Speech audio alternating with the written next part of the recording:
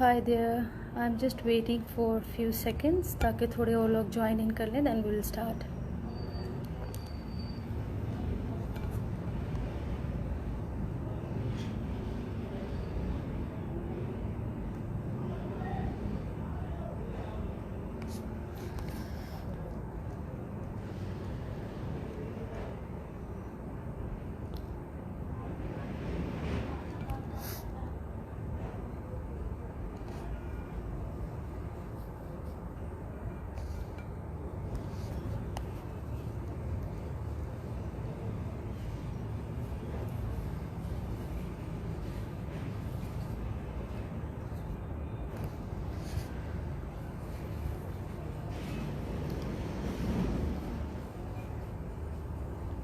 So अभी अगर कोई मुझे देख और सुन पा रहा है तो प्लीज़ मुझे कमेंट सेक्शन में लिख के बताइए कि आपको मेरी आवाज़ प्रॉपरली आ रही है और you can see me.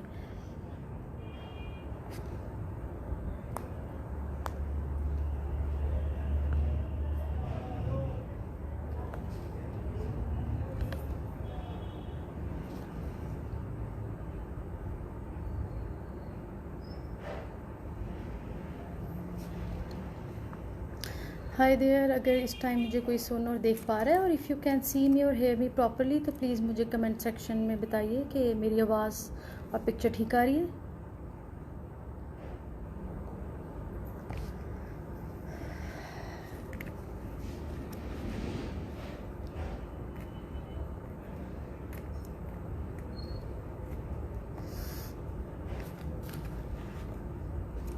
I'm just waiting for few more minutes. After that I'll proceed inshallah taala. Okay, thank you.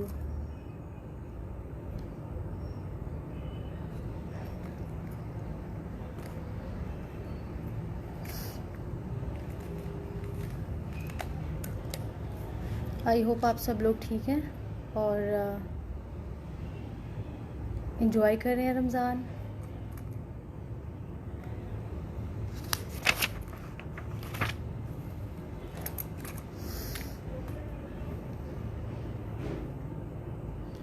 I'll start when I'll see 10 viewers at least here.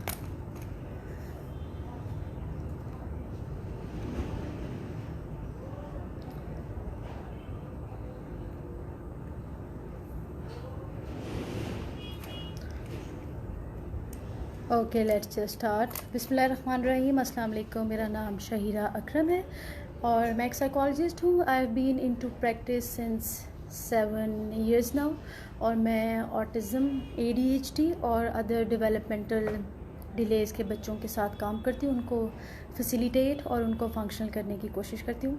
What else I do is मैं parents की counselling करती हूँ. I do counselling with adults as well. So I'm here with the topic of understanding the symptoms of autism. Since we are very familiar with the term autism now, हमें इसकी basic information पता है. तो skipping the basic information, let's be very specific and very to the point. Autism एक developmental disorder है. जो चीज़ autism को एक किसी भी न्यूरोटिपिकल इंसान से कुछ हद तक डिफरेंट कर सकती है तो वो सिर्फ ये है कि उनका लैंग्वेज एंड कम्युनिकेशन प्रॉब्लम होता है, उनका एक्सप्रेशन में थोड़ा प्रॉब्लम होता है. They have some kind of repetitive and stereotypes behaviour जैसे कि self stimulatory behaviours, stimming and hand flapping, joint attention पे वो काम नहीं कर पाते और इस तरह के कैरेक्टरिस्टिक्स उन इंडिविजुअल्स में हमें यूजुअली देखने को मिलते हैं। So according to American Psychological Association, जो हमें बीइंग अ साइकोलॉजिस्ट हम प्रोफेशनल्स को एक डायग्नोस्टिक मैनुअल देते हैं, DSM डायग्नोस्टिक स्टैटिस्टिकल मैनुअल, जिसको सामने रख के हम डिफरेंट जो मेंटल कंडीशंस होती हैं उसके क्राइटेरिया को देखते हुए हम आइडेंटिफाई करते हैं कि कौन सी मेंटल कंडीशन है। उसके अकॉर्डिंगली DSM के लेटेस्ट वर्जन के अकॉर्डिंगली ऑटिज़म को एक ब्रॉडर टर्म देगी दी है स्पेक्ट्रम के ऑटिज़म स्पेक्ट्रम डिसऑर्डर, जिसमें परवेजिव डेवलपमेंटल डिसऑर्डर, एस्पर्जर्स, वो सब एक अम्ब्रेला में उन्होंने कलेक्ट कर दिए हैं। So as it is a spectrum now, तो एक बहुत बड़ी टर्म है, और स्पेक्ट्रम में जिस तरह हर कलर एक दूसरे कलर से डिफरेंट होता है, तो इसी तरह वो इंडिविजुअल्स जो ऑटिज़म के साथ हैं वो हर बच्चा एक दूसरे बच्चे से डिफरेंट होगा। और आई मस्ट क्लियर दैट कि जो भी सिम्टम्स हम अर्ली सिम्टम्स डिस्कस करेंगे वो ज़रूरी नहीं है कि हर बच्चे में वैसे हों, और ये भी ज़रूरी नहीं है कि हर सिम्टम हो। बाज़ात कोई भी सिम्टम हमें नज़र नहीं आता, बट अगर हम गौर करें तो समहाउ कुछ ना कुछ अनयूजुअल अटैचमेंट टुवर्ड्स ऑब्जेक्ट्स और इस तरह के सिम्टम्स हम डिटेक्ट कर लेते हैं। सो मूविंग फॉरवर्ड, सबसे पहले मैं एक स्टैटिस्टिकल इंफॉर्मेशन शेयर करना चाहूँगी आप लोगों से। According to TACA, the autism community in action एक ऑर्गेनाइजेशन है which is a non profit organisation. आप लोग इसकी वेबसाइट विजिट कर सकते हैं। What they do is they are keeping an eye on the ratio of autism, कि autism किस पॉपुलेशन की तरफ ज़्यादा जा रहा है, किस जेंडर की तरफ ज़्यादा जा रहा है, और दे फैसिलिटेट ऑल दोस फैमिलीज़ जिनके फैमिली में ऑटिज़म के साथ कोई इंडिविजुअल है, वो उनको साइको एजुकेट करते हैं, उनको काउंसिल करते हैं, उनको फैसिलिटेट करते हैं। So according to that website, जब उन्होंने आज से 10 साल पहले रिसर्च की थी तो दे सेट के 150 इंडिविजुअल्स में से एक इंडिविजुअल को ऑटिज़म होने की रेशो है, वो रेशो इसी तरह थी डायग्नोस्टिक के बाद। लेकिन अब अप टिल नाउ, अभी तक जो उनकी लेटेस्ट रिसर्च है उसके अकॉर्डिंगली 57 में से एक बच्चा जो 8 साल या 8 साल की उम्र से कम है वो ऑटिज़म के साथ डायग्नोज हो रहा है। As you all know, boys are 4 times more likely to have autism than girls. Moving forward, हम सारे वो अनकंट्रोलेबल फैक्टर्स जिनको हम सम हाउ कंट्रोल नहीं कर सकते कि ऑटिज़म क्यों है, ऑटिज़म क्या ये इन्वायरमेंटल फैक्टर है, क्या ये किसी मर्करी की वजह से होता है, क्या ये जीन्स में है, या क्या ये किसी वैक्सीनेशन की वजह से होता है। So just keeping all the uncontrollable somehow uncontrollable variables, let's move towards early intervention. Why early intervention is so important. मैं हमेशा, और हर थेरेपिस्ट जो है अर्ली इंटरवेंशन पे फोकस करता है, we must believe on it. उसकी रीज़न ये है कि रिसर्चेस कहती हैं कि बर्थ से लेके 7 साल की उम्र तक एक ऐसा टाइम पीरियड होता है जब कोई भी बच्चा हायर प्रोबेबिलिटी पे होता है कि वो बेस्ट लर्न कर सकता है, हर चीज़ अडॉप्ट कर सकता है, हर चीज़ को एब्जॉर्व कर सकता है, रादर हर चेंज को अडॉप्ट कर सकता है। अगर मैं अपनी एग्जांपल लूँ, या वो सब लोग जो इस वक्त मुझे सुन रहे हैं, हम जिस एज में हैं हमारे लिए चेंज को एक्सेप्ट करना is quite a difficult thing. हमें अपनी आदतें बदलना, हमें कोई नई स्किल को मास्टर करने में थोड़ा टाइम लगता है, ठीक है। So this is the law of nature कि बर्थ से लेके 7 साल की उम्र तक वो उम्र है जब अगर हम बच्चे पे इन्वेस्टमेंट करें और वो इन्वेस्टमेंट बाद में मैक्सिमम 10 साल तक करें तो बाद में हमें उसका बहुत प्रॉफिट मिलता है, इन ईजी वर्ड्स। और हमें प्रॉफिट मिलने के बाद ट्रस्ट मी ऑन दैट कि जब हम बच्चे पे अर्ली एज पे काम कर रहे हैं तो बच्चे की लाइफ को हम समहाउ ईज़ प्रोवाइड कर रहे हैं और उसको हम फैसिलिटेट कर रहे हैं, क्योंकि एट दी एंड हमारा एम क्या है कि हम बच्चों को फंक्शनल कर सकें, इंडिपेंडेंट कर सकें। मूविंग फॉरवर्ड, अब हम अर्ली सिम्टम्स की बात करते हैं और हम बात करेंगे from birth to 5 years of age तक। तो अक्सर फैमिलीज से मेरी बात होती है, दे यूज़ टू से कि हमारे 2 बच्चे फॉर एग्जांपल ऑटिज़म के साथ हैं and we want to have another baby और we are up to have another baby. तो हम किस तरह उसे डिटेक्ट कर सकते हैं, सिम्टम्स पे काम कर सकते हैं। हमारे मुल्क पे इतनी बहुत हद तक अब फैसिलिटीज़ इंक्रीज़ हो गई हैं, लेकिन फिर भी अगर हम हॉस्पिटल्स के पॉइंट ऑफ व्यू से बात करें या सेटिंग्स के पॉइंट ऑफ व्यू से बात करें तो अभी हम थोड़ा सा पीछे हैं। जिस तरह अमेरिका में अमेरिकन अकेडमी ऑफ पेडियाट्रिक्स, क्योंकि न्यू जर्सी में ऑटिज़म का बहुत हायर रेट है, तो वो क्या करते हैं कि जब एक बच्चा पैदा होता है और वो फॉलो अप के लिए आता रहता है थ्रू आउट द ईयर, तो वो 9 महीने के बच्चे से ही उसको इनफॉर्मल और बिहेवियरल असेसमेंट के थ्रू उस पर एक नज़र रखते हैं, ताकि अगर जहाँ पे भी उन्हें ऑटिज़म फीचर नज़र आए तो what they can do is they can identify and start working on that direction. Getting a direction is the key. एक दफ़ा आपको डायरेक्शन मिल जाए, you can walk on it with all confidence and all the information you can gather around. तो अगर हम birth से 4 months के बच्चे की बात करते हैं, तो बच्चा जब पैदा होता है तो वो एक आवाज़ से बड़ा फेमिलियर होता है, जो होता है उसकी माँ की आवाज़, क्योंकि बर्थ से पहले ही वो उस आवाज़ से फेमिलियरिटी रखता है. तो हमने ये नोटिस करना होता है, क्या वो बच्चा जब उसके माँ अराउंड होती है या वो उसको बुलाती है, तो क्या वो समहाउ अपने बॉडी लैंग्वेज से हमें ये शो कराता है कि वो उस आवाज़ को उस पर रिएक्ट करता है, या वो नहीं रिएक्ट करता, या वो अपनी जो कर रहा होता है वो कंटिन्यू करता है. यूजली हम बच्चों की कॉट में एक हैंगिंग एक टॉय काइंड ऑफ कर देते हैं, जिसका एक बड़ी सूदिंग आवाज़ भी होती है, एक बड़ी सूदिंग सी उसकी लाइटिंग होती है, और वो मुसलसल हिलता रहता है. So that's a movement. तो हमने ऑब्ज़र्व करना है कि क्या वो बच्चा वो छोटी छोटी मूवमेंट्स को और वो साउंड को और वो लाइट्स को, क्या वो उनको देख पा रहा है, क्या वो उसकी मूवमेंट को फॉलो कर पाता है विद हिज आइज़, और क्या वो मूवमेंट्स को बेसिकली फॉलो कर पाता है. मूविंग फॉरवर्ड, जब एक बच्चा 4 महीने से थोड़ा बड़ा हो जाता है, तो हम यूजुअली उसको मदर्स या कोई भी हम बच्चे को यूँ उठाते हैं तो हमारी फ़ौरन हाथ की यूँ ग्रिप कर लेता है ज़ोर से. तो क्या वो ग्रिपिंग करता है, और जब हम उसे उठाते हैं तो वो पूरी बॉडी को स्टिफ कर लेता है और अपनी नेक को फ़ौरन खड़ा करने की कोशिश करता है, बल्कि कर लेता है, रादर वो कर लेता है. लेकिन वो बच्चे जो डेवलपमेंटल डिले और जिनके अंदर ऑटिज़म फीचर्स हो सकते हैं, वो अपनी नेक को होल्ड नहीं कर पाएंगे, उनकी नेक पीछे रह जाएगी या वो नहीं होल्ड कर पाएंगे. इसी तरह जब हम उन्हें, हमारा सबसे फेवरेट पॉस्चर होता है कि हम बच्चे को शोल्डर के साथ लगाते हैं, और बच्चा इस चीज़ को बड़ा इंजॉय करता है, वो क्योंकि माँ और बाप यूजली राउंड लगा रहे होते हैं कमरे में, तो वो मूवमेंट को बड़ा इंजॉय करता है.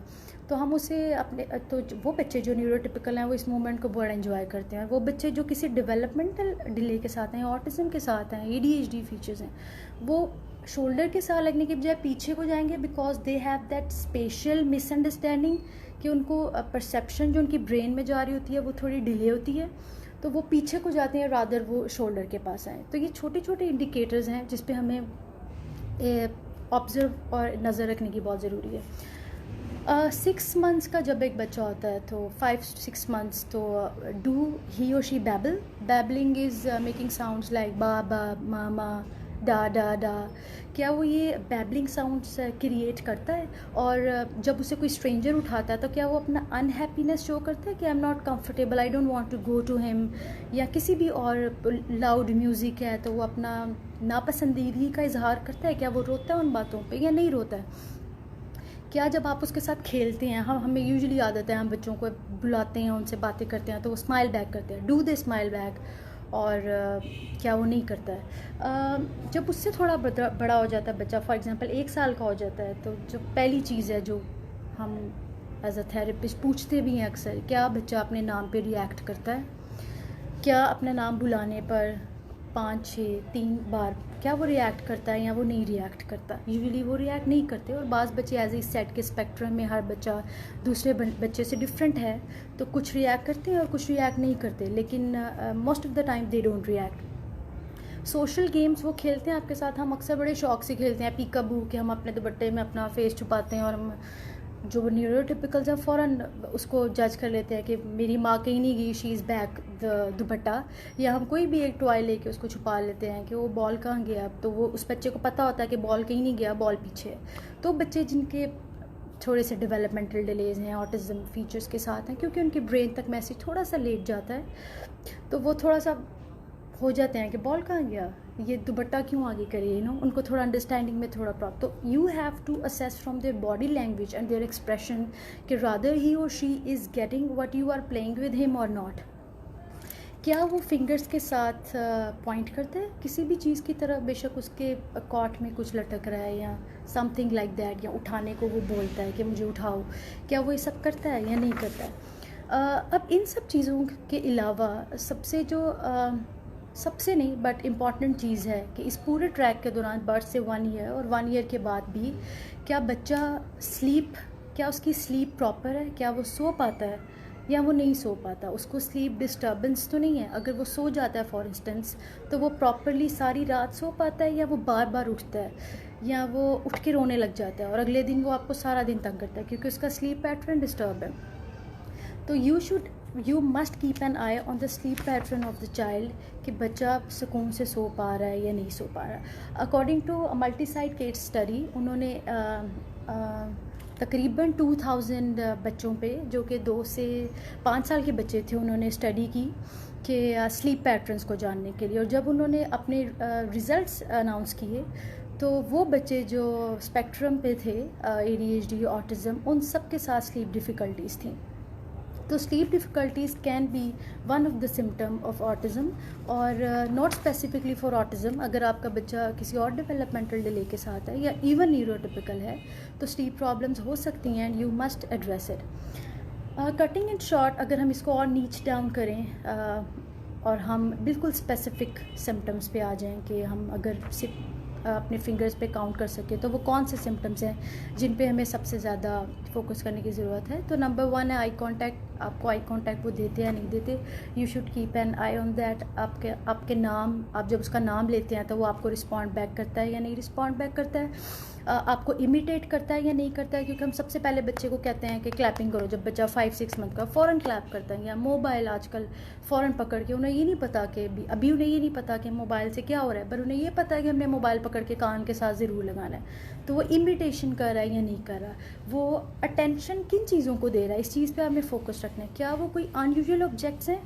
यूजुअली बच्चे जब वॉक करने लग जाते हैं तो अगर वो स्पेक्ट्रम पे हैं तो वो अटेंशन देंगे अनयूजुअल चीज़ों की तरफ से, ज़्यादातर शार्प ऑब्जेक्ट्स की तरफ या राउंड ऑब्जेक्ट्स की तरफ। फॉर एग्जांपल, घर में कोई नेल है, कोई कील है जो दीवार से निकला हुआ है तो बार बार उसे जाके टच करेंगे, या कोई नट है जो राउंड है उसको बार बार जाके टच करेंगे, या स्विचेस हैं उनको ऑन ऑफ करेंगे। तो जो अनयूजुअल चीज़ों के साथ अटैचमेंट होती है या उनको अटेंशन देना होता है, उस पर फोकस करें। आई नो अ केस जिसमें एक बच्चा, कोई सिम्टम्स उस पर नहीं आ रहे थे, वो उसने बैबलिंग टाइम पे की, उसके माइलस्टोन टाइम पे थे, उसने हर चीज़ अपने टाइम पे की, वो अटेंशन देता था, वो इमिटेट करता था, वो सब कुछ करता था। तो हमें समझना है कि भाई कहाँ, मतलब ये कैसे हो सकता है, कोई सिम्टम नहीं है ऑटिज़म का। उस वक्त उसका उस पर अप्लाई हो रहा था कार्स एंड विनलैंड, जो भी साइकोलॉजिकल असेसमेंट टूल्स होते हैं। तो once I told his father कि प्लीज़ थिंक डीपली। उन्हें मैंने एक वीडियो भेजी और उसमें एक बच्चे की अनयूजुअल अटेंशन थी टुवर्ड्स ऑब्जेक्ट। तो मैंने कहा प्लीज़ जब आप नेक्स्ट सेशन में मेरे पास आएंगे तो प्लीज़ थोड़ा सा डीपली सोच के आइएगा कि आपने देखा उसको ग्रो करते हुए तो वो क्या करता था। तो his father came to me next time and he said कि यस, जब वो चलना उसने सीखा था तो वो एक तो सर्कुलर मोशन में चलता था, वो सिर्फ सर्कल्स में चलता था। अगर उसे आगे भी जाना था तो वो सर्कल्स में घूमता हुआ आगे जाता था। और दूसरा उन्होंने बताया कि वो पेज की फ्लैपिंग करता रहता, कोई भी बुक थी उसकी फ्लैप पेज, दैट्स इट, ठीक है। और 18 महीने की उम्र तक उसको 20 तक काउंटिंग आती थी, उसको महीनों के नाम आते थे। Now that child is 5 years old, 5 और 5.5। तो वंस आई सेड हिम कि एक मूव कलर था और मैंने उससे बोला कि विच कलर इज़ दिस, तो उसने मुझे यूँ देखा, नहीं was like ask me the composition of the colour. वो हाई फंक्शनिंग ऑटिज़म के साथ है और वो मुझे कह रहा है तो मुझसे कलर मत पूछो, मुझसे ये पूछो कि ये मूव कलर बनता कैसे है। तो मैं हमेशा कहती हूँ कि ऑटिज़म और एक्स्ट्रा जीनियस किड्स, उनके सिर्फ सोशल कम्युनिकेशन एक्सप्रेशन में प्रॉब्लम होता है, दैट्स इट। अच्छा, मूविंग फॉरवर्ड के गेस्चर्स, क्या वो गेस्चर्स पे नज़र रखनी है। जिस तरह बच्चे को जब घर पे होता है तो हम उसे विजुअल गैजेट्स के थ्रू, उसे हमने कैट से, डॉग से, कार, लाइट्स, गर्ल, बॉय, इन सब से वो फेमिलियर होते हैं। तो जब हम उनको गाड़ी में फॉर एग्जांपल है किसी भी ट्रांसपोर्ट की या वॉक करते हुए हम बाहर लेकर जाते हैं और बच्चा 1.5-2 साल का है, तो क्या वो पॉइंट करता है उन चीज़ों पे जो वो फेमिलियर है पहले से, या वो उनको जस्ट ऑब्ज़र्व करता है। क्या वो वेव करता है whenever we say them bye bye bye bye, या बार बार कहने पे वेव करता है या बिल्कुल नहीं करता। क्या वो शेक हैंड करता है जब हम हाथ बढ़ाते हैं, because usually they don't like the touch, because sensory issues underline बहुत ज़्यादा होते हैं, तो ही don't like touch. Usually people with autism don't like the touch, they don't like the hugs, they don't like कि हम उनके शोल्डर पे हाथ रखें या रखें। तो you have to keep an eye on the sensory issues as well. Toe walking बच्चे करते हैं यूजुअली, और न्यूरोटिपिकल्स भी टो वॉकिंग करते हैं, लेकिन टो वॉकिंग की हमें थोड़ी सी फ़िक्र करने की तब ज़रूरत होती है जब बच्चा 2.5 ईयर्स से अबव या 3 ईयर्स से अबव हो जाए, वो मुसलसल टो वॉकिंग कर रहा है। सेल्फ स्टिमुलेटरी बिहेवियर्स होते हैं जैसे स्टिमिंग, फ्लैपिंग। मैंने एक 6 महीने के बच्चे को वो जो एक स्पेसिफिकली बच्चों को एक डाइट खाना खिलाने से पहले एक चेयर पे बिठाते हैं, तो कंटिन्यूसली वो पीछे बैक एंड फोर्थ, और इतनी ज़ोर से अपने आप को चेयर पे मारता था कि बाकायदा आवाज़ क्रिएट होती थी। तो उस वक्त I was a student, I don't know ये क्या हो रहा है, लेकिन मुझे ये था कि this is not something good कि वो एक 6 महीने का या 8 महीने का था वो, आई डोंट रिमेंबर, और वो बैक एंड फोर्थ उसकी वो स्टिमिंग थी। तो और फ्लैपिंग छोटे बच्चे करते हैं flap, this is a sign of excitement. और यूजुअली बच्चे या तो जब एंशियस होते हैं तब करते हैं, या तो बच्चे जब खुश होते हैं तब करते हैं। हम भी करते हैं, राइट? हम बिफ़ोर गोइंग एनी इंटरव्यू और before going to any viva, तो हमें नर्वसनेस होती है और हम यूँ कर रहे होते हैं, हम बाबा जल्दी, और अगर हम सिटिंग पोजीशन पे है तो अपने हाथ अपने थाइस के नीचे कर लेते हैं, so that we can control that stim, that self stimulatory behaviour जो हमें उस टाइम सेल्फ ईज़ दे रहे होते हैं, हम उसको समहाउ कंट्रोल कर सकें। So as we know how to be functional, तो हम उसको कंट्रोल कर लेते हैं। The only problem with them is they don't know how to control is, right? Okay, मुझे इनबॉक्स पे बहुत मैसेजेस आए थे और मैंने इंटेंशनली उनको रिप्लाई इसलिए नहीं किया था कि मैं मेरे टॉपिक से रिलेटेड थे, एंड आई वांटेड कि मैं जब लाइव जाऊं तो मैं उनको एड्रेस करूं। So I am going to read a question जो कि इसी टॉपिक से रिलेटेड है, ताकि मैं उसका साथ आंसर दूं, so you can relate with it. तो शहर मानो said to me, my son is 3.7 years old, he cannot sleep properly at night, gets up and then remain restless whole day. I am in a group where many other mothers facing same problem. Is sleeping problem related to autism? Not specifically. Sleeping problem is not related to specifically autism. But जैसे मैंने अभी आपसे एक study share की है कि sleep problems उन्होंने detect की हैं 2 से 7 साल की उम्र के वो बच्चे जो ऑटिज़म के साथ हैं उनमें। और ठीक है, आपने पूछा है कि वो सो नहीं पाता तो हम उसके साथ क्या करें। देखिए, अगर वो ऑटिज़म के साथ है और उसको कोई सेंसरी इशू है, तो I give you just example कि अगर मेरे बेडरूम में एक वॉल क्लॉक है, वो टिक टिक करती रहती है, तो मैं उससे बॉदर नहीं हो रही, ठीक है? टिक टिक टिक, उसकी टिकलिंग से मुझे कोई फ़र्क नहीं पड़ रहा है। वो बच्चा जो ऑटिज़म के साथ है, just imagine the tick tick tick tick tick tick tick tick tick tick tick tick for 1 whole hour. आप 1 घंटे के लिए इमेजिन करें सिर्फ वो टिक टिक टिक टिक टिक टिक जो आपको बॉदर करने लग जाएंगे, या just keep doing your self this tick tick tick tick tick tick just for 10 minutes. आप ऐसा इरिटेट होंगे कि आप उस बच्चे से भी ज़्यादा बुरा बिहेव करेंगे, आई एम सॉरी टू से। तो वो जिस बेडरूम में सो रहा है, it must be very comfortable. अगर आप उसके साथ सो रही हैं या पेरेंट्स के साथ सो रहा है, तो आपके mobile phone before going to bed बिल्कुल साइलेंट पे होना चाहिए, नॉट इवन ऑन वाइब्रेटर्स, क्योंकि अगर कोई सेंसरी इशू है तो इतनी सी पिन गिरने से भी उसकी नींद डिस्टर्ब हो सकती है। So your mobile phone should be on silent. वो बच्चा जो ऑटिज़म के साथ है उसका बेडरूम नहायत कंफर्टेबल होना चाहिए, वहाँ पर किसी किस्म का शोर नहीं जाना चाहिए। एक विजुअल स्केड्यूल बना के घर पे लगाएं जहाँ पे आपके बच्चे को और आपके बाकी बच्चों को पता हो कि हमें इस टाइम सोना है। प्लीज़ आई रिक्वेस्ट के बच्चों को रात को सोने की आदत डालें। सी, ह्यूमन बॉडी एक सर्टन वे में चलती है। हम सारा दिन बोलते हैं, हमारी एनर्जी वेस्ट होती है, हमें गुस्सा आता है, हम खुश होते हैं, हम नाराज़ होते हैं, हम डिफरेंट बिहेवियर्स करते हैं, तो हमारे बॉडी के जो सेल्स हैं वो समहाउ डिस्ट्रैक्ट हो जाते हैं। तो ये एक लॉ ऑफ नेचर है कि अल्लाह ने एक निज़ाम बनाया हुआ है कि रात की स्लीप, आई रिपीट, सिर्फ रात की स्लीप, जब हम सोते हैं तो वो सारे जो सेल्स हैं वो रिकन्स्ट्रक्ट हो जाते हैं, वो दोबारा से रिकन्स्ट्रक्ट हो जाते हैं। सो ये जो हैबिट है अभी लॉकडाउन के ड्यूरिंग भी कि सारी रात जागना, अब 10 दिन सारा दिन के टाइम सो रहे हैं, एक रात की भी नींद के वो इक्वल नहीं आ सकती, ठीक है? सो वो जो आप विजुअल स्केड्यूल लगाएंगे फिर वो आपके सारे बच्चे फॉलो करेंगे। ये नहीं कि आपने वो बच्चा जो ऑटिज़म के साथ है आपने उसे सुला दिया, बाहर वही सब कुछ चल रहा है एक्टिविटीज़, तो ये नहीं होगा। विजुअल स्केड्यूल पे सब अमल करेंगे। उसका रूम कंफर्टेबल होना चाहिए, कोई आवाज़ उसमें नहीं होनी चाहिए, और इसके अलावा अगर उसकी नींद डिस्टर्ब है तो you should think some medical reasons as well, कि उससे कोई इन्फेक्शन तो नहीं है। फॉर एग्जांपल वो किसी अनईजीनेस फीलिंग में तो नहीं है जिसको रेस्ट नहीं कर पा रहा है। तो हर वो बिहेवियर जो बच्चा शो करता है, मैं हमेशा कहती हूँ कि मैं एज़ अ साइकोलॉजिस्ट हमेशा उसका सेंसरी साइड देखती हूँ, बट मैं हमेशा कहती हूँ कि see the medical side first. जब ये बिल्कुल इस तरह है कि अगर मेरे बाजू में फ्रैक्चर हुआ हुआ है, मेरी हड्डी टूटी हुई है और मुझे कोई जस्ट ऊपर से मसाजेस दी जा रहा है, तो मुझे कोई फ़र्क पड़ने वाला नहीं है जब तक मेरी वो बोन अपनी जगह पे नहीं जाके बैठेगी। मैं कुछ भी, मुझे ये मसाजेज़ और ये कोई फ़ायदा नहीं देंगे। This is the most easiest example I can give it to all.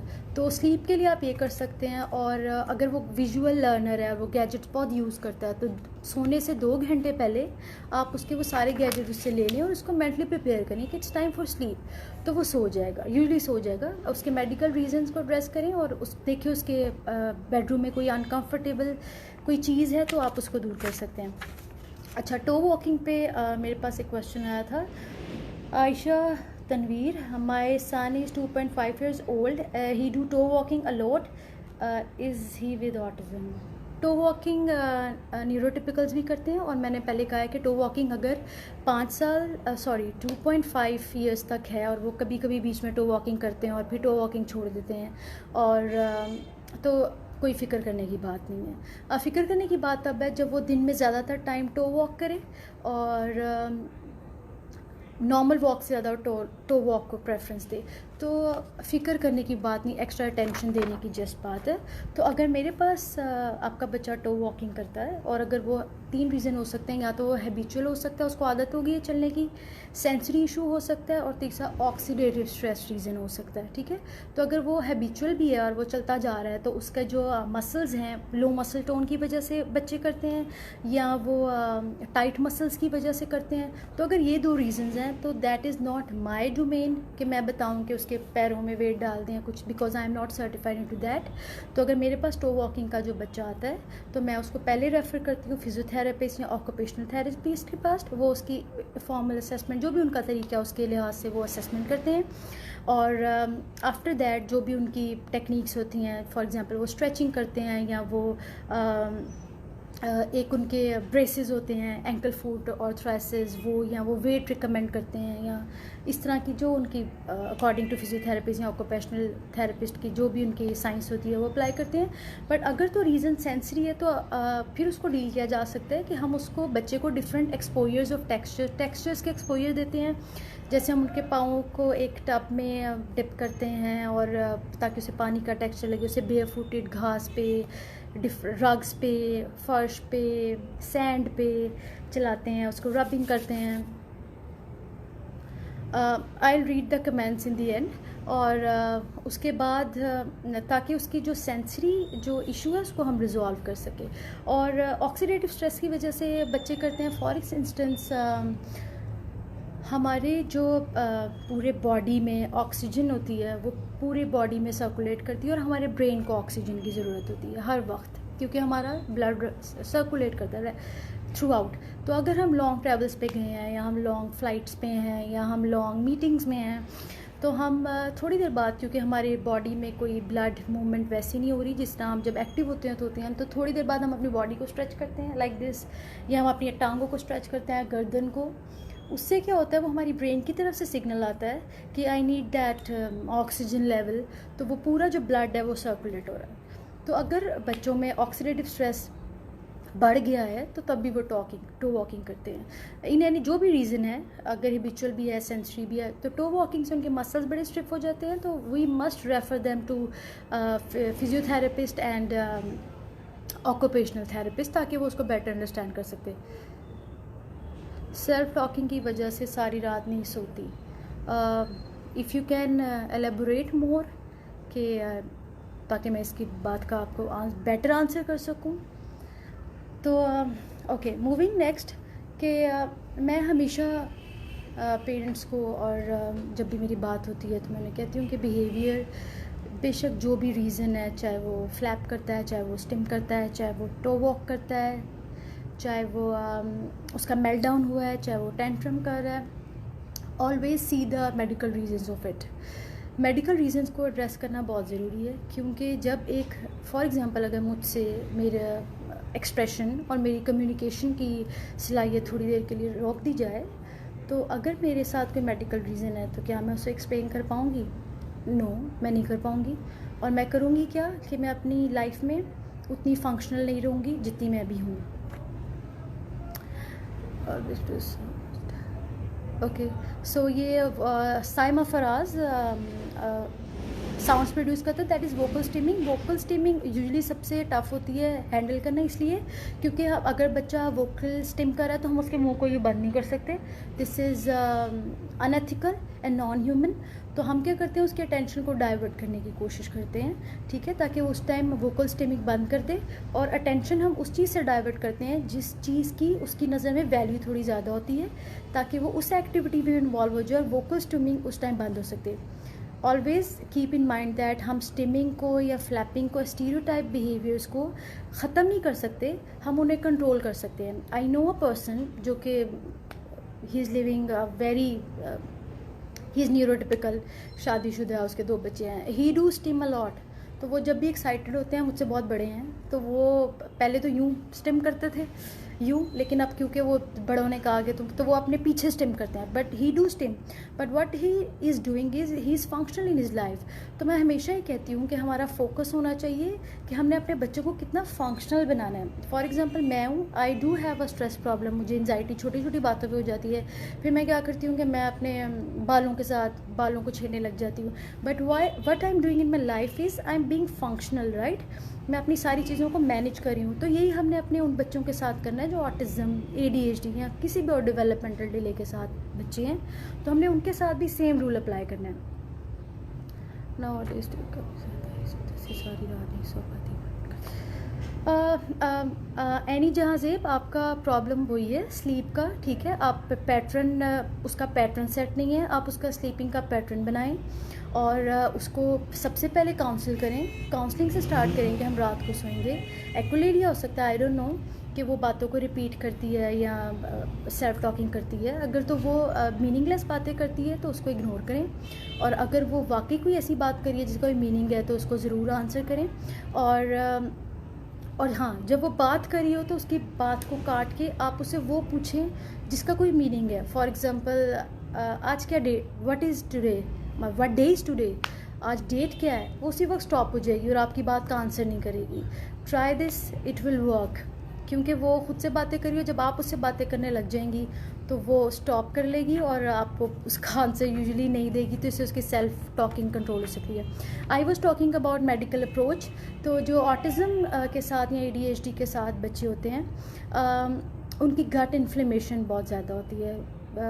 गट की उनकी वॉल्स, लीकी गट होता है, विच मीन्स कि उनके जो गट की लाइनिंग है वो इतनी थिन होती है कि वो वाइटामिन्स या वो मिनरल्स या वो बैक्टीरियाज जिनको गट के अंदर रहने की ज़रूरत होती है वो ब्लड स्ट्रीम में चले जाते हैं, और ब्लड स्ट्रीम के थ्रू अल्टीमेटली ब्रेन तक जाते हैं, और वहाँ पे ब्रेन इन्फ्लेमेशन या ब्रेन फॉग का कॉज क्रिएट कर सकते हैं। माइक्रोकॉन्ट्रेल डिसफंक्शन हो सकती है क्योंकि वो एक पावर हाउस ऑफ सेल है जो हमारी पूरी बॉडी को एनर्जी देते हैं, और अगर उसमें कोई डिसफंक्शन है तो वो सिर्फ हमारे टिश्यूज़ को इफ़ेक्ट नहीं करते, हमारी पूरी बॉडी को इफ़ेक्ट करते हैं। और ऑक्सीडेटिव स्ट्रेस फॉर एग्जांपल अगर बहुत बढ़ गया है तो उससे क्या होता है कि हमारे ब्रेन से जो डोपामीन की सिक्रेशन इतनी ज़्यादा हो जाती है, केमिकल्स इतने ज़्यादा सिक्रीट होते हैं कि उसकी एक्टिवेशन इतनी ज़्यादा हो सकती है कि बच्चों में सेंसरी इशू बहुत ज़्यादा हो सकते हैं, वो हाइपर एक्टिव बहुत ज़्यादा हो जाते हैं और वो हर चीज़ की तरफ बहुत सेंसिटिव हो जाते हैं। तो you should keep an eye on medical reasons as well. I would like to take another question here. Navida Anwar said to me, this online thing has made us mad. My neurotypicals are also not adjusting and my special one also don't pay attention. Okay, I think आप online sessions की बात करिए जो हर जगह चल रहे हैं। सो जो ऑनलाइन सारी थेरेपी चल रही है वो कोई नेमुल बदल नहीं हो सकता जो आप एक 1-to-1 टीचिंग का, ठीक है, वो सिर्फ हर इंस्टीट्यूट की तरफ से एक एफर्ट है कि आपके बच्चों को वो इंगेज रख सकें, ठीक है। तो इसको एज अ पॉजिटिव वे में लें, और मैं समझ सकती हूँ इस चीज़ को कि बच्चे हम अभी तक एडजस्ट नहीं हो पा रहे, सम आप जाके हुए हैं। तो we are working in a program, तो जहाँ पे we are working as a team. तो वहाँ पे हम इनिशियली जब हमने ऑनलाइन सेशन स्टार्ट किए तो बच्चे हमारे भी बिल्कुल नहीं सुन रहे थे और कभी इधर भाग जाते थे, कभी उधर। तो व्हाट वी डिड इज़ कि वो बच्चे जो इस अंडरस्टैंडिंग के साथ हैं कि वो सोशल स्टोरीज़ को अंडरस्टैंड कर पाते हैं, तो हमने उनको उर्दू और इंग्लिश में कोविड-19 से रिलेटेड सोशल स्टोरी सेंड की।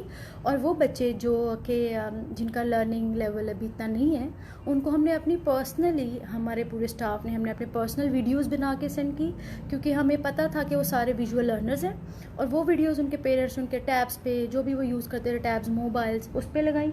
और उन्होंने 5-6 दफ़ा रेपिटेशन में वो देखी and they got the understanding कि हम बाहर क्यों नहीं जा सकते। They started working. ठीक है, तो सबसे पहले तो नवीदा अनवर, आपने नेगेटिव नहीं होना है। Keep your thought process positive. और ये एक टेम्प्रेरी पेंडेमिक है, it will end very soon. Okay, moving to next question. Sumbal Aslam से my daughter daily cries for going out, what to do. तो ये बड़ी एक नॉर्मल चीज़ है इस पेंडेमिक में कि बच्चे, ओके शी इज़ स्पेशली, ठीक है, कि बच्चे बाहर जाने की ज़िद करें। ठीक है, ह्यूमन नेचर में है। हम लोग की ज़िंदगी में हम उन लोगों की सबसे जल्दी बात सुनते हैं जिनकी वैल्यू होती है हमारी नज़र में। ठीक है, तो so we work on a value system. उस इंसान की वैल्यू बहुत ज़्यादा होती है। सर्टन एक स्पेसिफिक ड्रेस होता है जिसकी वैल्यू हमारी नज़र में बहुत ज़्यादा होती है, तो हमने वो रखा होता है कि ये तो हम उस जगह पे ही पहनेंगे। ठीक है, तो we human work on a value system. हम सब वैल्यूज़ पे चलते हैं। Same goes with them. जब हम एक रीइंफोर्सर यूज़ करते हैं किसी भी बच्चे के किसी भी बिहेवियर को स्ट्रेंथन करने के लिए, तो हम वो चाहे एक डोनट हो, चाहे वो एक चॉकलेट हो, चाहे वो एक कार हो, हम उसको यूज़ करते हैं एक बिहेवियर को लर्न कराने के लिए। क्यों? क्योंकि उस डोनट की, उस कार की, या उस किसी भी चीज़ की वैल्यू उस बच्चे की ज़िंदगी में बहुत ज़्यादा होती है। तो आप उसको स्टॉप मत कीजिए बाहर जाने पे। You can go for a walk. अगर आप किसी कॉलोनी में रहती हैं, वो सेव है, तो you can go outside for a walk for few minutes, पूरे प्रोटोकॉल के साथ, मास्क पहने, हैंड सैनिटाइजर्स लगाएं और 15-20 मिनट के लिए वॉक करें और घर वापस आ जाएं। इसके अलावा आप क्या कर सकती हैं कि जो भी आपके घर में चीज़ें हैं जो उसकी फ़ेवरेट हैं, फॉर एग्जांपल टॉयज़ हैं या कोई भी जो उसकी फ़ेवरेट चीज़ है, उसकी वैल्यू को इतना बढ़ा दें कि वो बाहर जाने की ज़िद कम करने लग जाए। ठीक है, फॉर एग्जांपल अगर उसको सैंड प्ले पसंद है, यूजुअली बच्चों को होता है सैंड प्ले, तो आप सैंड के अंदर डिफरेंट ब्लॉक्स छुपा सकती हैं और फिर वो उस ब्लॉक्स को निकाल सकती है। It's all depend on you कि हर वो चीज़ जो उसे पसंद है उसकी वैल्यू को आपने किस तरह उसकी ज़िंदगी में और इतना बढ़ा देना है घर के अंदर कि वो घर जो बाहर जाने की उसकी क्रेविंग है उसको समहाउ हम कंट्रोल कर सकते हैं। Kindly suggest some toilet training tips. My son is urine train because of after I take him to washroom he don't. Okay, toilet training के लिए हर थेरेपिस्ट एक डिफरेंट प्रोटोकॉल या एक डिफरेंट टेक्निक को फॉलो करता है। ठीक है, सो टॉयलेट ट्रेनिंग के लिए हम सबसे पहले जो करते हैं वो ये करते हैं कि हम उसे डायपर फ्री करते हैं घर में, कि घर में वो डायपर फ्री रहे और हम उसको वैसे ही लिक्विड इनटेक जिस तरह उसका होता है नॉर्मल चलता है, लेकिन हम उसे हर 20 मिनट बाद या 15 मिनट बाद, 20 मिनट इज़ इनफ, उसको टॉयलेट पे लेके जाते हैं और उसको बोलते हैं जिस भी लैंग्वेज में आपका बच्चा ज़्यादा अंडरस्टैंड करता है, इंग्लिश उर्दू, कि you have to pee there, या आपको यहाँ पे पी करना है। तो फिर अगर वो करता है तो ठीक है, अगर वो नहीं करता तो हम उसको उठाते हैं, बाहर ले जाते हैं और फिर 20 मिनट बाद ये करते हैं। ठीक है, तो ये हमने पूरा दिन करना होता है। आहिस्ता आहिस्ता हम ये जो इंटरवल्स हैं उनको बढ़ा देते हैं, 15 मिनट से for example 30 minutes, then 45 minute, then 1 hour, then 1 hour and 30 minutes, इस तरह बढ़ा देते हैं ताकि और अगर इस बिटवीन अगर वो कहीं बाहर पी कर देता है या वो अपना, क्योंकि घर में वो पैम्पर फ्री है तो कहीं भी पी कर सकता है, तो अगर उसने वो कहीं बाहर पी कर दिया है तो हम उसको वहाँ पे जहाँ पे उसने पी किया है पहले वहाँ पे वर्बली उससे बात करते हैं कि this is not the place where you have to pee. फिर हम उसका बाजू पकड़ के उसको वॉशरूम लेके जाते हैं और वहाँ उससे बताते हैं कि you have to pee there.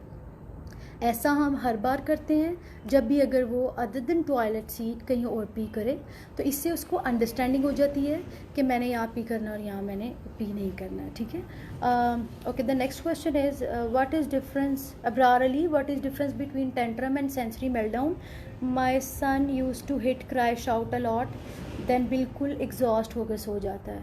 ठीक है, टेंट्रम इज़ समथिंग जो हम बच्चा करता है अपनी किसी भी चीज़ को मनवाने के लिए, और tantrum is something totally into his hand.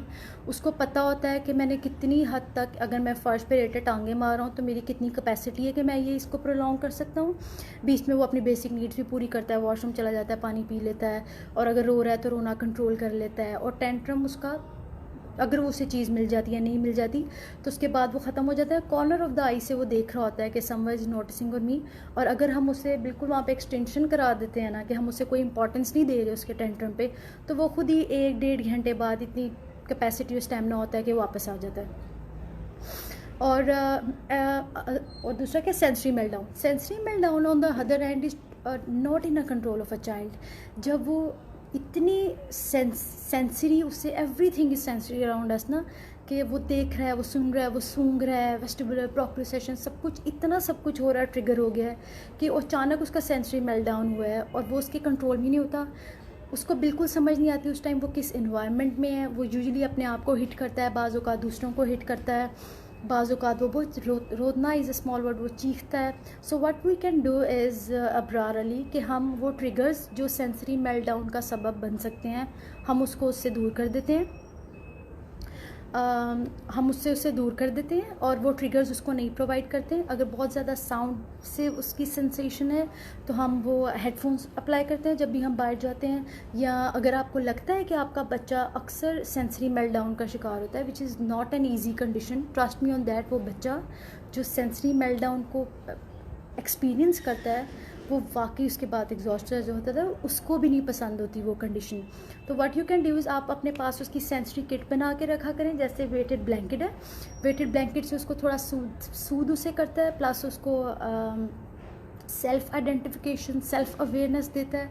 और कोई ऐसा टॉय, कोई ऐसी चीज़ अपने पास रखें जो उसे उस वक्त फ़ौरन सूद कर दे, उसको ईज़ की तरफ लेकर जाए, वो कर सकते हैं। और आप कोई स्ट्रेस बॉल्स अपने पास रख सकते हैं। So this is the difference between sensory meltdown and tantrum. तो सबकी यही है कि आप उसको वो ट्रिगर ना दें जो उसका सेंसरी मेल्टडाउन का शिकार हो सकते हैं। How can I develop my daughter eye contact and fine motor. Joint attention पे आप काम करें नूर, जॉइंट अटेंशन पे काम करें।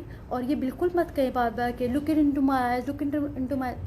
मैं हमेशा कहती हूँ कि अगर फॉर एग्जांपल शाहिरा है and Shahira is with autism या Shahira is not with autism, I don't like giving you eye contact in the sir, तो आप मुझे बाद में मत, मुझे जब मर्जी होगी मैं आई कॉन्टैक्ट दूंगी, ठीक है। तो पहले ये नहीं करते हम, जॉइंट अटेंशन पे पहले काम करते हैं। उसको पहले कंप्लाइंस पे लेकर आएंगे, वो आपकी बात सुने, उसकी आपके साथ रैपो बिल्ड हो, ठीक है।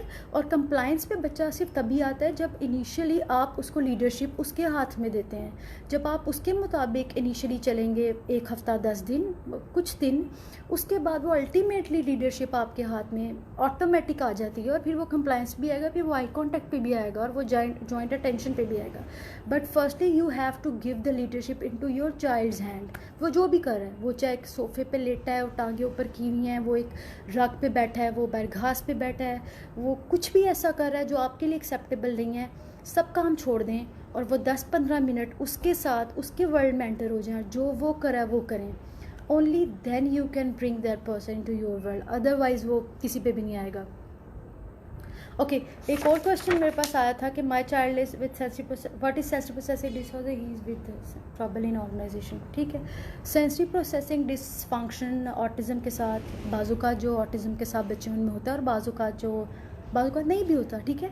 Sensory processing dysfunction is basically see, हमारा ब्रेन एक सर्टेन वे में काम करता है। हम ब्रेन के अंदर ये कुदरती एक चीज़ होती है कि जिस चीज़ की हमें ज़रूरत नहीं होती उस चीज़ को वो ब्लर कर देता है, उस इंफॉर्मेशन को निकाल देता है और वो चीज़ जो हमें उस वक्त ज़रूरत होती है सिर्फ उसी पे फोकस करता है। फॉर इंस्टेंस, अगर मैं अपनी कोलीग से बात कर रही हूँ और पास में टीवी चल रहा है, एक क्लॉक की टिक टिक टिक टिक चल रही है, या कुछ स्ट्रीट पे कुछ आवाज़ें हैं, फ़ोन बज रहा है, सब कुछ बज रहा है, लेकिन मेरा दिमाग उस टाइम सिर्फ मेरे कोलीग की बात को सुन रहा है क्योंकि मेरे ब्रेन ने सारी एक्स्ट्रा इन्फॉर्मेशन को ब्लर कर दिया, साइड पे कर दिया, ठीक है। So those who are with sensory processing dysfunction, ये बिल्कुल इस तरह होता है कि एक सेंसरी कप है और सारी इन्फॉर्मेशन जिसको निकलने की भी ज़रूरत थी वो नहीं निकल रही और वो सारी इकट्ठी एक कप में जाई जा रही है और कुछ ही सेकंड बाद वो ओवरफ्लो हो जाता है और सेंसरी ओवरलोड हो जाता है। सो दो चिल्ड्रन आर विद इधर ओवर सेंसिटिव और अंडर सेंसिटिव। हम उनके साथ क्या करते हैं, हम उनकी सेंसरी डाइट को प्लान करते हैं ताकि वो जो उनकी ट्रबल इन ऑर्गेनाइजिंग प्रोसेस में जो उन्हें ट्रबल हो रही है, हम उसमें उनको ईज़ प्रोवाइड कर सकें, उन्हें फैसिलिटेट कर सकें, हम उन्हें मोर फंक्शनल कर सकें towards their life. Okay, does physical activity, okay, physical activities do work in sleep pattern.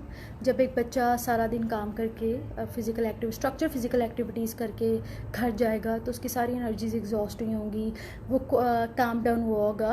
Usually बच्चे, आजकल हमारे बच्चे जो स्पेक्ट्रम पे हैं, बड़ी खुशी की बात है कि वो इंक्लूसिव एजुकेशन में जा रहे हैं और एक मेन स्ट्रीम में जाके वो प्रॉपर क्लासेस लेते हैं, प्रॉपर सब कुछ हो रहा होता है. लेकिन उसके साथ वहाँ स्कूल में और बहुत कुछ हो रहा होता है, सेंसरी ओवरलोड बहुत हो रहा होता है. तो ये बिल्कुल ऐसी एग्जांपल है, जब बच्चा घर आता है ना तो कोका कोला की बॉटल होती है ना, फिजी ड्रिंक, जिसको हम खूब शेक करते हैं और वो बिल्कुल फटने के करीब होती है, तो उसकी वो कंडीशन होती है उस टाइम, ठीक है. और वो जब अपने कंफर्ट जोन में आता है ना, तो जब हम कोका कोला के लिड को उतारते हैं और वो जब इस तरह आउटबस्ट होता है ना, तो यूजली बच्चों के साथ वही होता है. तो फिज़िकल एक्टिविटीज़ इस चीज़ को कंट्रोल करती है, जो फिजी ड्रिंक को ना वो कंट्रोल कर लेती है. और थेरेपीज़, ऑक्यूपेशनल थेरेपीज़ और फिज़िकल एक्टिविटीज़ इन सब चीज़ों को होने से रोक लेती है. I am taking few question here. Okay,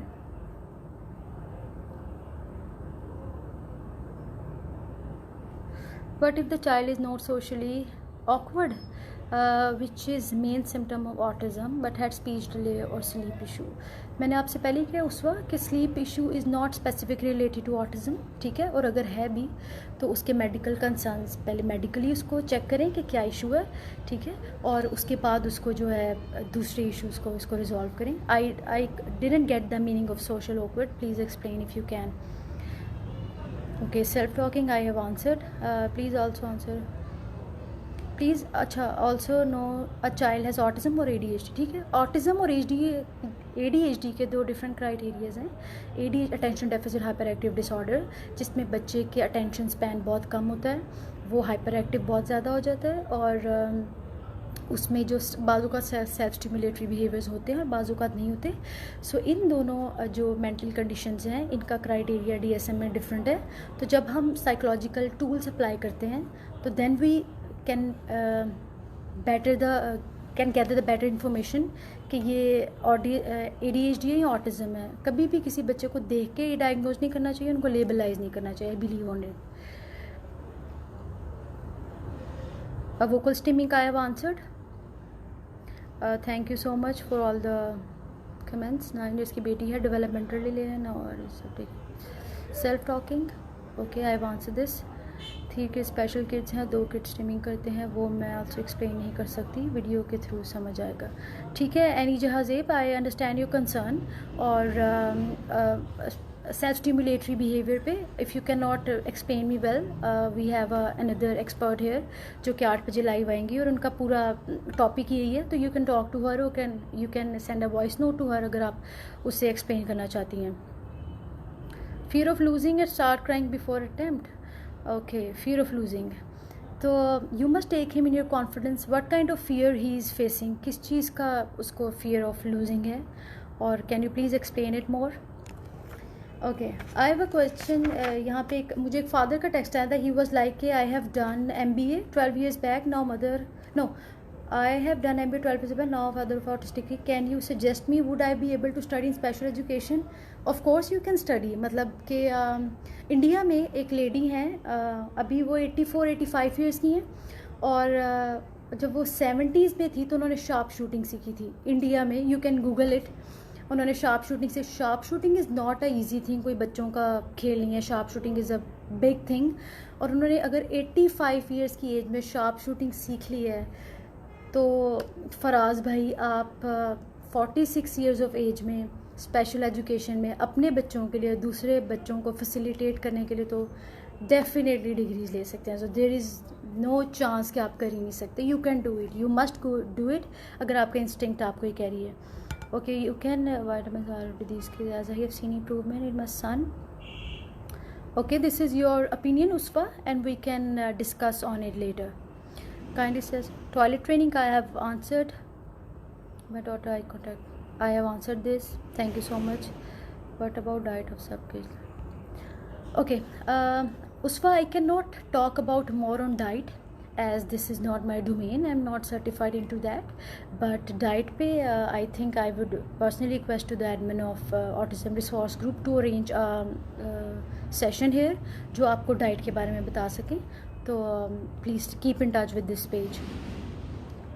knowledge की नींद भी जा जाती है। Thank you so much. How can you make your son talk to us? Okay, thank you for this question.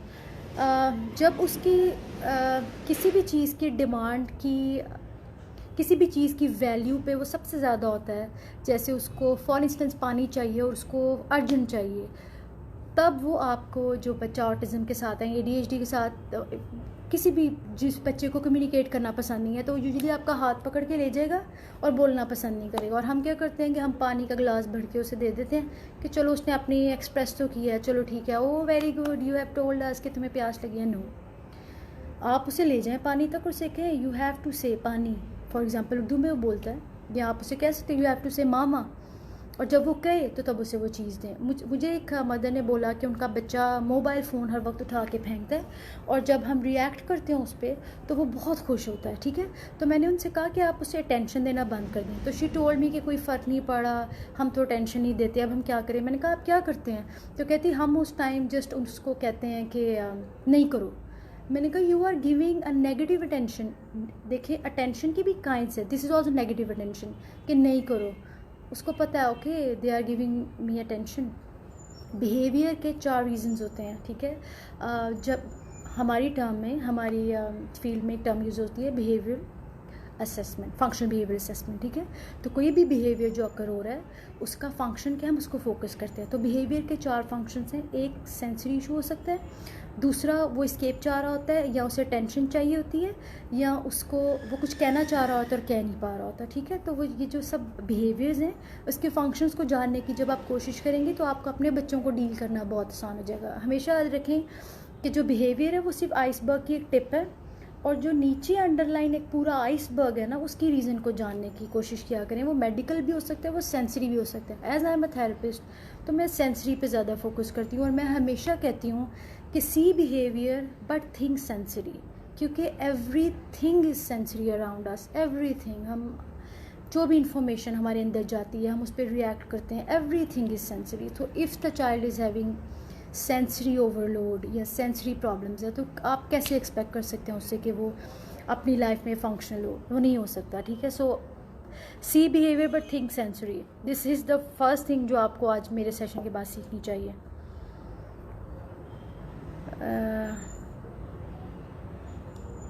Please recommend the doctor for medication and diet tip. Okay, Noor, I'll get back to you after the session. I'll recommend you some doctors, or I will recommend you for a person जो कि आपको diet plan दे सके. Aspect does not clearly understand perfectly satisfactory Igor latest obsession climbing walls on 20 feet height. That's not something good to hear कि वो 20 feet की height पे चढ़ता है, और that's not something healthy. तो ही ओके सब कुछ करता है, ठीक है, वो उसका वेस्टिबुलर का डेफिशिएंसी हो सकती है। ठीक है, कि वो मूवमेंट्स में या तो अंडर सेंसिटिव है, तो I think you should see to occupational therapist, जो कि वो इसकी जो ऑब्सेशन है मूवमेंट की, उसको वो एड्रेस कर सके और उसको वो कर सके। So I think I have go through with quite a questions now. So at the end I would say कि I know this pandemic is very tough for all those who are with medical conditions or without medical conditions, but we have to keep our thinkings as positive as we can. हम जो uncontrollables हैं, variables जैसे COVID-19, हम उसको control नहीं कर सकते, but what we can control is this. तो इस पे कंट्रोल रखें, अपने बच्चों को थोड़ा स्पेस दें। जिस तरह हमारे लिए हर चीज़ न्यू है, one tip I would like to say कि अपना जो पूरा वीक है उसको मेंटेन रखें, वीक डेज़ को मेंटेन रखें और वीकेंड को मेंटेन रखें। तो वीकेंड पे जब आप वैसे भी पेंडेमिक के बगैर बच्चा कुछ नहीं कर रहा होता था, तो उसे प्लीज़ थोड़ा मी टाइम दिया करें। वो सैटरडे संडे को कुछ ना करे, जस्ट उसको अपने आप को इंजॉय जो वो करना चाहता है वो करने दिया करें। वीक डेज़ को मैनेज करें, तो इट विल हेल्प यू। हम कोविड-19 की वजह से अपसेट है, वन मदर सेट के online things are making me nuts. तो ये मत सोचें, इस चीज़ को एज अ प्रिविलेज लें। हम बड़े प्रिविलेज्ड हैं। अभी तक जितने भी नेचुरल या अननेचुरल डिज़ास्टर्स इस दुनिया पे आए हैं, चाहे वो World War I थी या World War II थी, सबसे ज़्यादा इफ़ेक्ट जो उस वक्त की पॉपुलेशन हुई थी वो थे बच्चे। तो हमारे बच्चे इस लिहाज से बहुत प्रिविलेज्ड हैं, और कि वो सम हाउ अपने थेरेपिस्ट, अपने कोचेज़, अपने टीचर से कनेक्टेड हैं वाया सोशल मीडिया। तो आई मस्ट से कि हम सोशल डिस्टेंसिंग बिल्कुल प्रैक्टिस नहीं कर रहे, हम फिज़िकल डिस्टेंसिंग प्रैक्टिस कर रहे हैं। So keep your thinking process positive, और अपना और अपने बच्चों का बहुत सारा ख्याल रखें, और अपनी मेंटल हेल्थ का प्लीज़ बहुत ख्याल रखें। Mental health leads to physical health, they both are interconnected, और दोनों का सेहतमंद होना बहुत ज़रूरी है। With this I shall meet you all with some other day with some other new topic, and I shall see you all inshallah some other time. Thank you so much for the time.